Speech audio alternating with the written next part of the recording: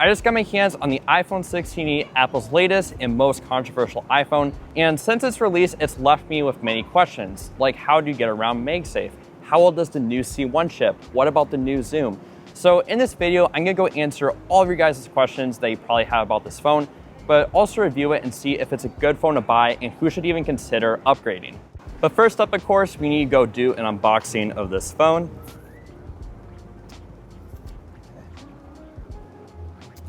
And here it is, the iPhone 16e. The matte black at the back looks really nice. You got the USB-C charging, you got the single camera. Overall, it's a pretty good looking phone, and on the front, it's gonna look just like an iPhone 14. So a few other things to mention, you do get a about 3-foot braided USB-C to USB-C cable.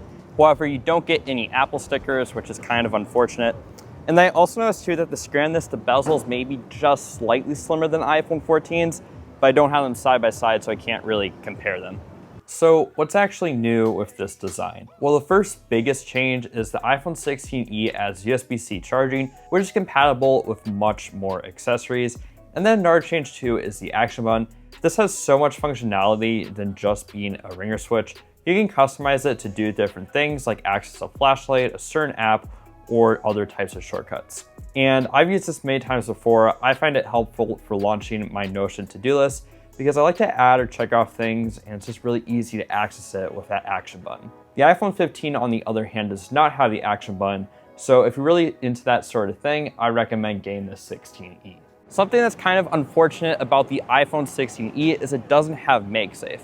But what I wanted to do was see, is there ways we can get around it not having Magsafe? So I have a few accessories here that I'm going to use to test it out on the phone. Let's go put it on the charger here.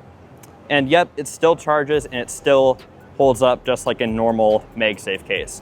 So the only real downside is you don't have Magsafe when you don't have a case, and it can't wirelessly charge as fast as if it had actual Magsafe. Another thing that's a pretty big upgrade with the iPhone 16e is the display. If you're coming from an iPhone 11 or an iPhone SE 2nd gen or 3rd gen, you are going to notice that the iPhone 16e's display is a lot better, and that's because it has an OLED display which can turn off individual pixels when the color black is displayed, giving you higher color contrast and much better colors. While the iPhone 16e's display is decent, it's not the best for around the price. It doesn't have the dynamic island that the iPhone 16 has, and it also doesn't have a 120Hz display, which is really nice because it makes using your phone feel a lot smoother. But if you don't have a 120Hz phone, it's not really a big deal.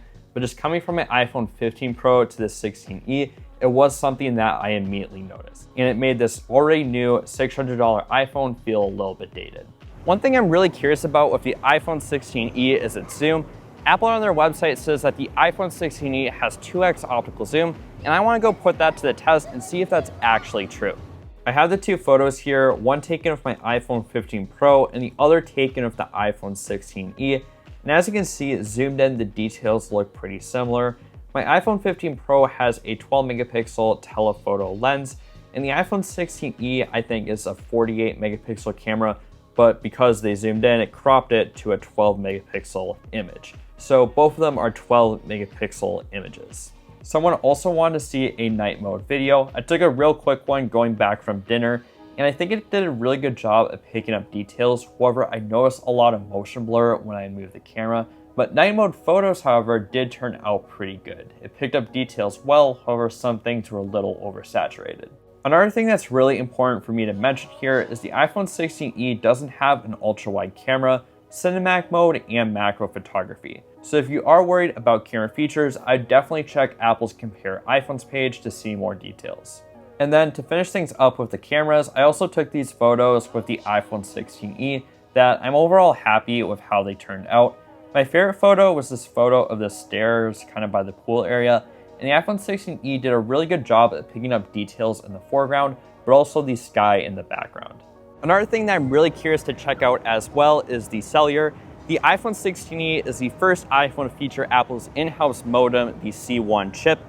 So what I'm gonna go do right now is a website load speed test.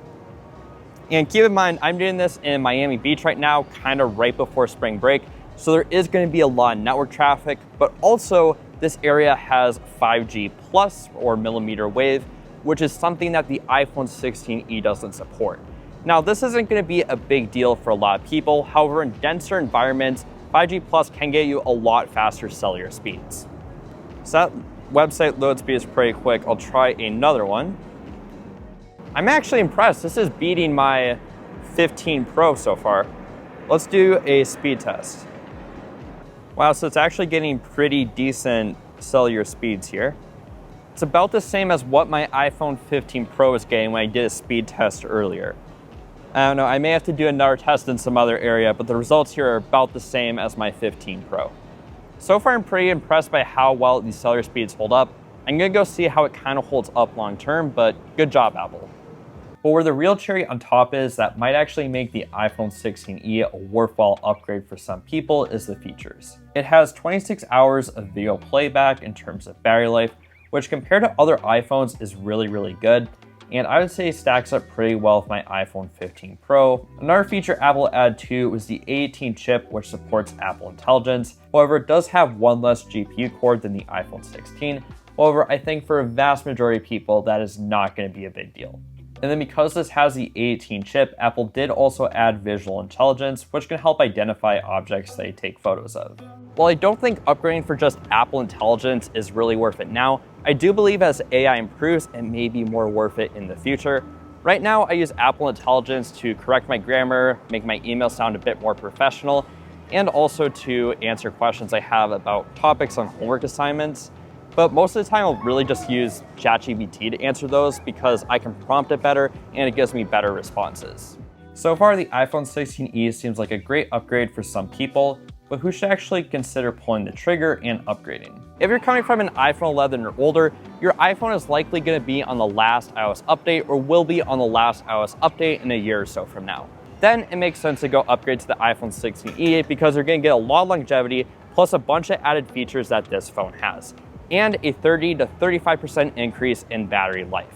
If you're coming from an iPhone 12 or older iPhone SE, I really don't think it's worth the upgrade. Your phone still has a year or two of the latest iOS updates left, plus app support updates, and the features between those phones isn't really extremely different.